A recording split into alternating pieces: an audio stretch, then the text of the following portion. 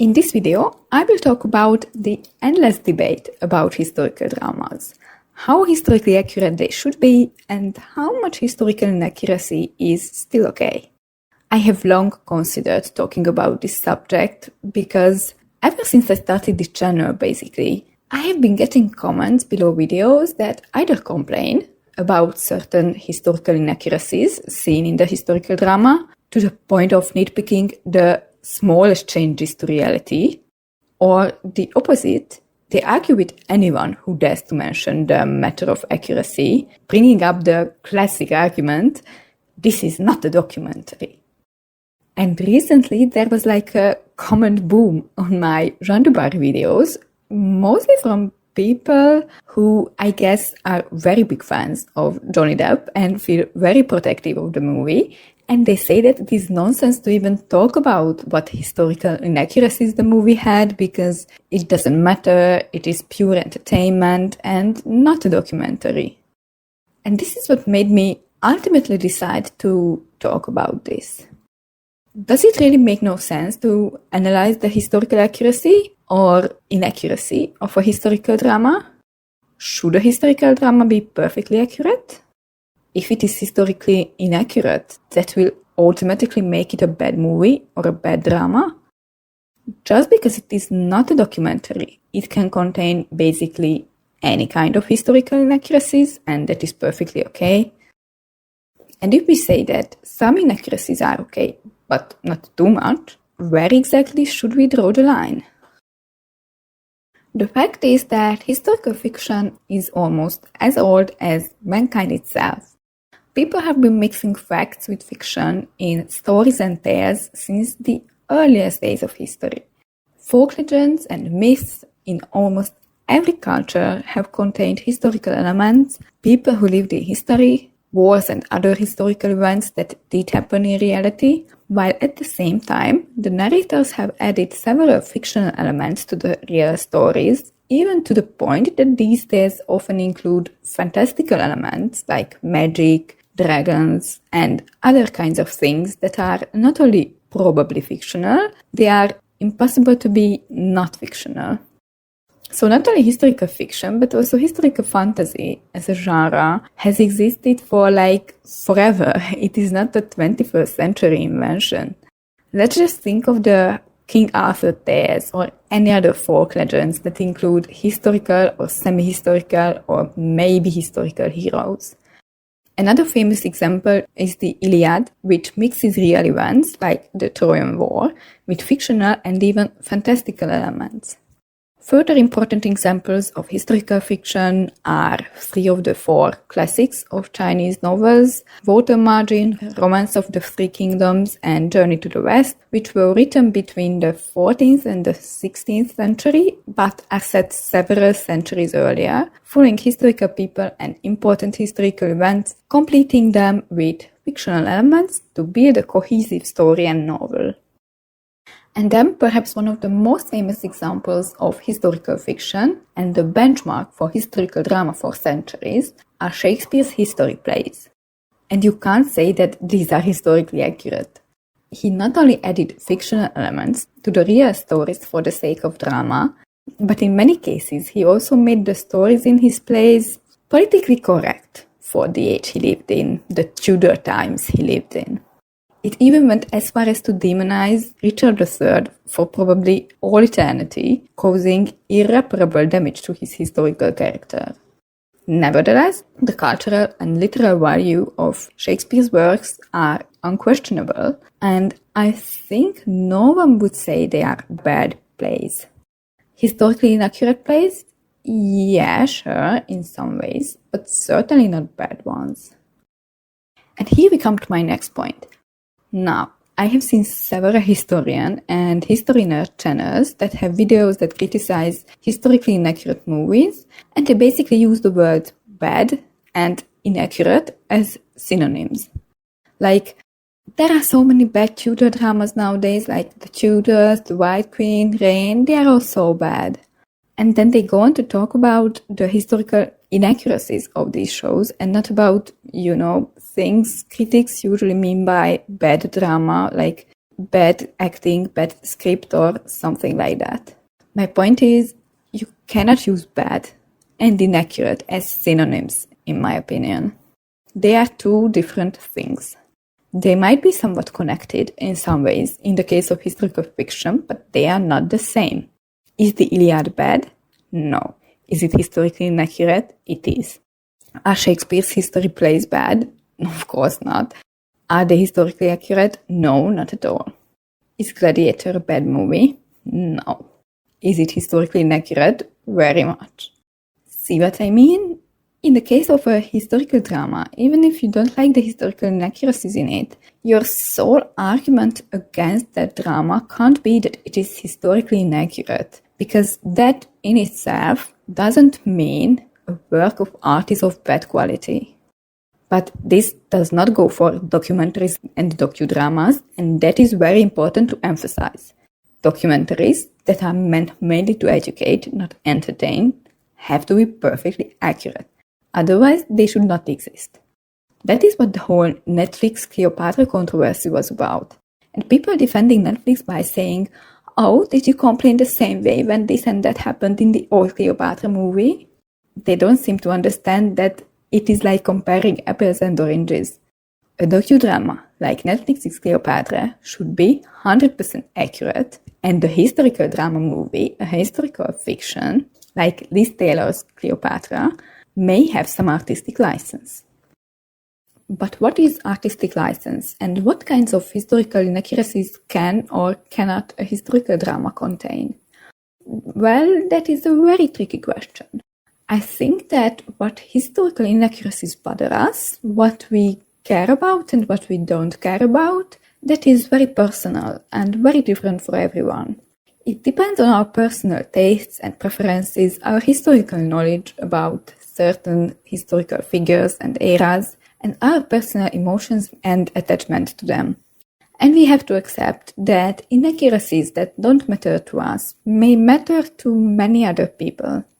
And I think there is also a tendency that the closer to our times a drama is set, the more people will be disturbed by inaccuracies in it. The same goes for topics and historical figures that are very well known and people have many emotions about. That is what Ridley Scott failed to understand when he faced so many complaints about the inaccuracies in his Napoleon movie, when he of course did not face any such backlash for his Gladiator movie, which is set in a much earlier and much less documented period in history, and which does not feature a historical figure like Napoleon, who still evokes so many strong emotions from people.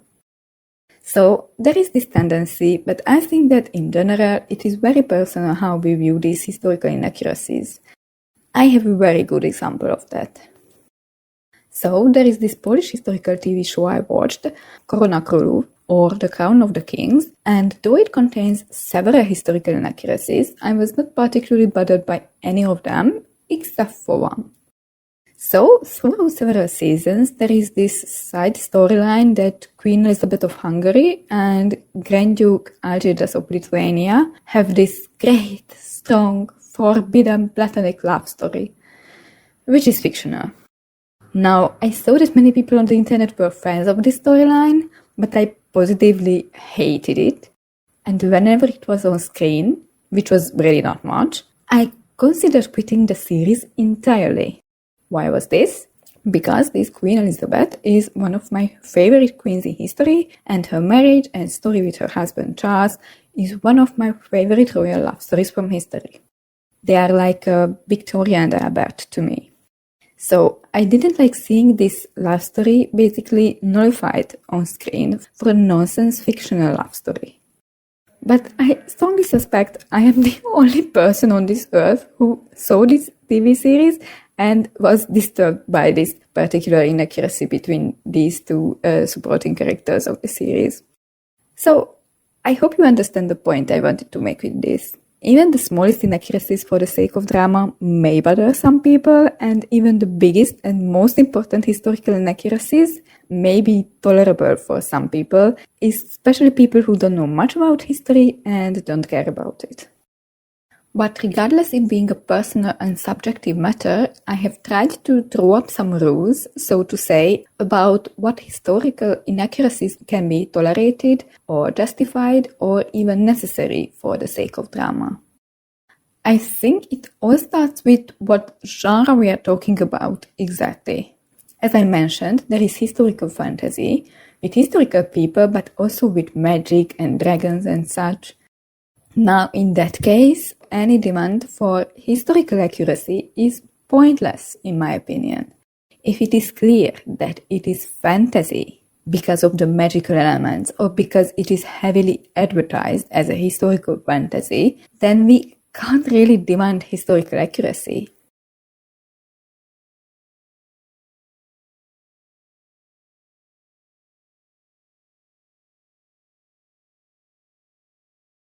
And then there is historical satire or parody, which makes fun of a historical setting, era, or people. And that is also a genre where I think the writers have little obligation to follow history because it is clear that the work does not take itself seriously at all.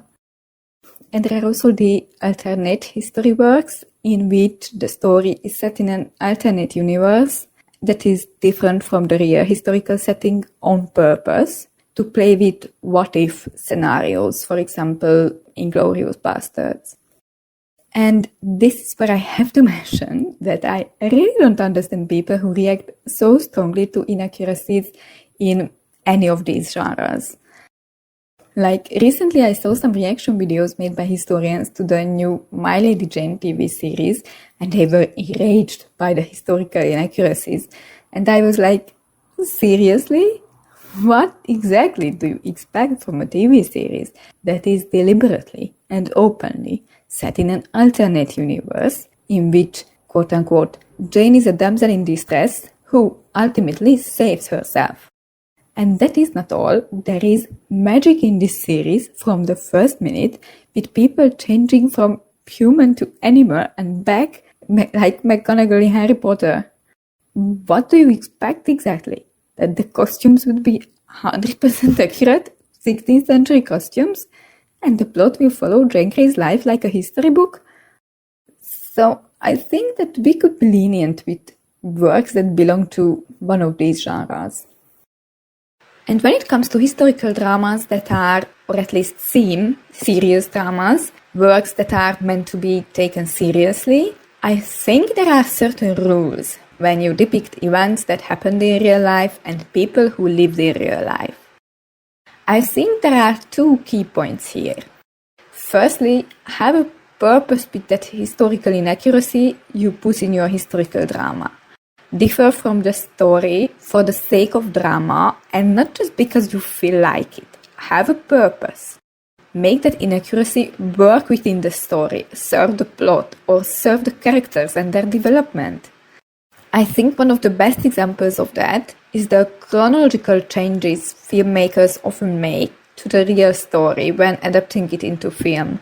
When you have to compress several years or a whole lifetime into a very limited screen time, a few hours, of course you will have to be inaccurate here and there. There are several good examples of this.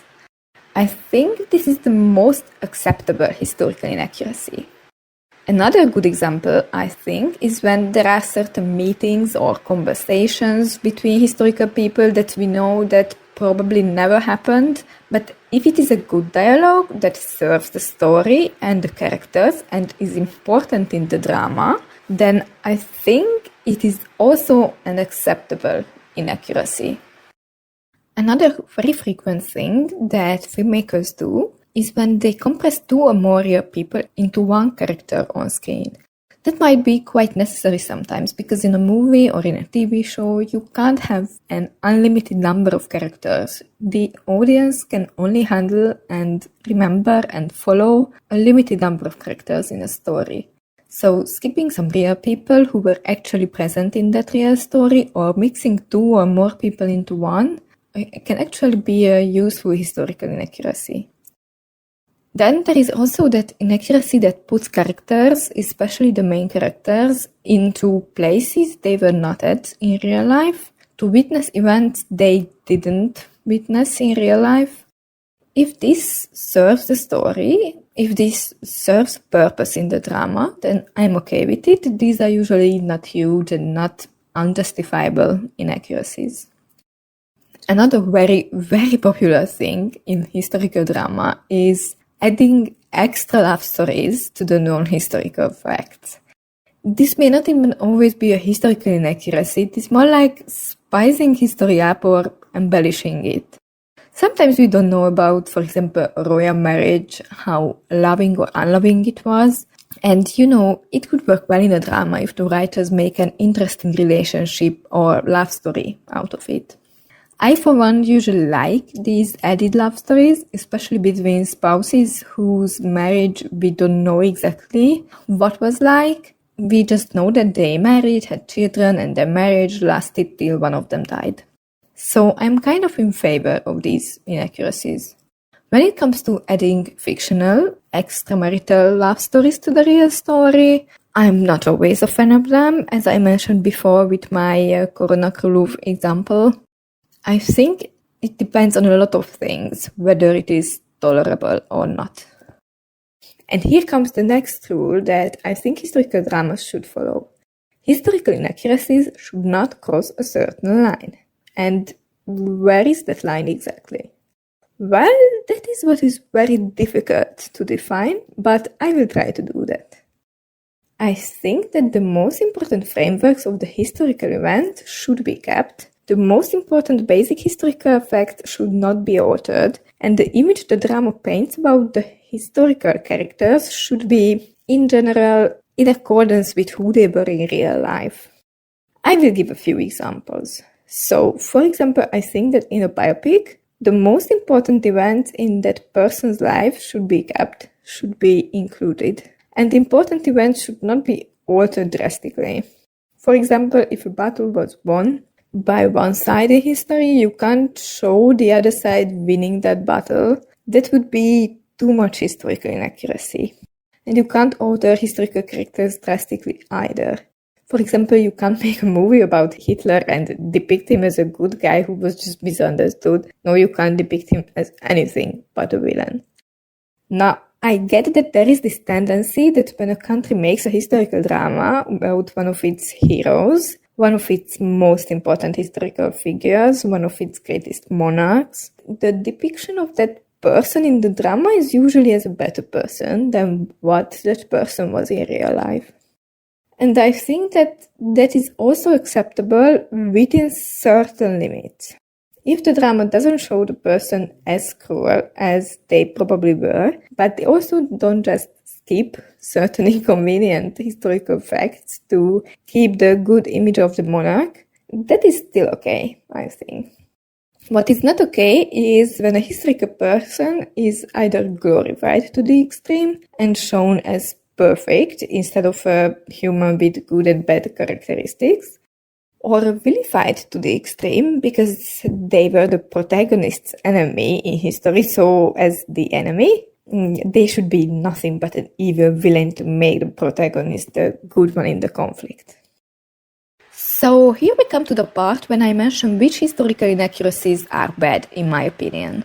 So I think historical dramas should stay true to the essence of historical characters without glorifying an otherwise controversial real person too much, or without vilifying an otherwise not completely evil person too much, just because he's the protagonist's enemy. Too much glorification and too much vilification are both bad, in my opinion. I also think that when historical dramas change a very significant thing in history, that can be too much as well. Some examples. There are historical fiction works in which the writers try to create more drama by adding certain murders to the plot, with a famous historical person murdering another famous historical person who in real life died a completely natural death. Now, that is too much in my opinion. It is also something that unnecessarily and unjustly vilifies a real historical person and attributes crimes to them that they most probably didn't commit. That is just too serious and too much historical inaccuracy. As I mentioned, I'm also not always a fan of adding extra fictional love stories to historical dramas, especially if that certain love story changes history significantly. Like changing the parentage of certain important historical people. No, just no. If there was not at least a rumor or any real basis of the affair or of the questionable parentage, then don't invent something like that. It is too much. And I also don't like it when writers, just to spice things up in the drama, add fictional adultery to relationships that, as far as we know, were faithful ones. Just no. Were there not enough bad royal marriages and unfaithful spouses in history? So this is what I mean by keeping certain limits when it comes to historical accuracy. You can invent certain things for the sake of drama that are not very consequential historically, but are useful for the plot. But you can't go like straight against history, straight against what the historical reality was. That is what too much modernization also often do nowadays in historical dramas.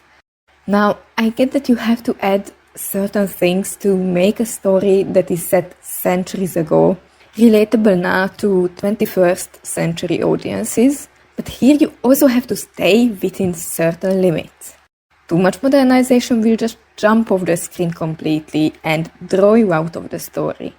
You can't have people behave exactly like a 21st century person, talk like a 21st century person. I know that you can't have people talking like exact Shakespearean English, for example, but the characters should at least not use modern slang. And that also goes for how people look in historical dramas. Just don't put too much makeup on the actresses with striking eyeshadows and highlighters and such. The same goes for the costumes. I don't expect 100% accuracy, but at least try to have costumes that look somewhat like the dresses of that era. I get that there were certain fashions in history that look absolutely ridiculous now, and I agree that some of those should be left out of a historical movie today, or at least should be altered drastically to make it look good for our modern eyes as well. But here, there are limits too. Just please try to keep the basics, the silhouette, the fabrics that existed and didn't exist, etc. Another historical inaccuracy that usually bugs me, and if you are not new to my channel, you might have noticed this about me, is the inaccurate casting. Now, I don't expect to see actors who are the exact doppelgangers of the historical people, but again, keep the basics as much as possible. The age, the race, and the most basic characteristics. There are such nonsensical bad examples of wrong casting choices which don't even make any sense story-wise. It is just clear that the filmmakers were simply too lazy to look at how old that historical person should have been. Yes, sometimes it is justified to be a little inaccurate. For example, when showing a person's whole life on screen, from youth to old age, of course, your actor will inevitably have an inaccurate age for several parts of the movie. That is not the problem. There is also that sometimes minors and teenagers are played by young adults for legal reasons. That is also perfectly okay. But when it makes no sense, I can't stand that. Why did a 70-year-old Helen Mirren have to portray several decades of Catherine the Great's life? When in reality, Catherine never even reached 70. It just made no sense that the creators could not cast a middle-aged actress when there are thousands of them. And there are many other examples. And why do we keep hiring slim actors to play overweight characters and put ridiculous-looking fat costumes on them? Why? Why not hire a, not slim actor and be historically accurate in your casting choices? But if you do the opposite, just to be politically correct, or I don't know, that is not good either. Also, you don't have to hire doppelgangers, but please at least do the basics then, to change your actor's appearance a bit, like dye their hair in the color of the historical person's hair. It's really easy, but it will make the appearance much more historically accurate. And if you really want great artistic freedom and you want to change the historical story in many significant things, then there is always this thing that is a very good solution for everyone. Rename the characters. Just give them other names. You know, what better example than the Shogun? Just do the same with your story and then you can invent as much fiction as you want. So, what is the conclusion I want to draw after all this babbling? Well, I don't agree with either of the two extremities in this debate. I don't agree with those who say that it is not a documentary, it is just entertainment, deal with it. Because no, it is not that simple if you portray historical things and people. But neither do I agree with those who nitpick every little tiny non-consequential thing in historical dramas. I mean, is it really such a big problem whether it rained or not when Mary I and Philip II first met? Is it really a big disturbing inaccuracy in the Tudors whether Catherine Howard's execution took place in the Tower or outside of it? So I don't agree with this nitpicking either. But it is also always interesting and useful and informative to fact-check historical dramas. There is always a point in that, even in the case of the historically most inaccurate ones. Of course, you should never expect that Bridgerton will be historically accurate. You should never believe anything it portrays without looking into it further. But it is always good to check what is true about the Regency era in the show and what isn't. Yes, debutantes and balls were a thing, but how different were they in real life from what we see in the show? These things are always good to analyze. And I think the benefit of the existence of even the historically most inaccurate dramas is that it draws attention to certain historical eras and people, makes people interested in them, and maybe makes people read and learn more about them. Well, I think I could go on and on for hours about this subject, but I have to end this video somewhere. So, what do you think about this question? What inaccuracies can you tolerate, and what inaccuracies are too much for you? What examples would you bring up? Let me know in the comments.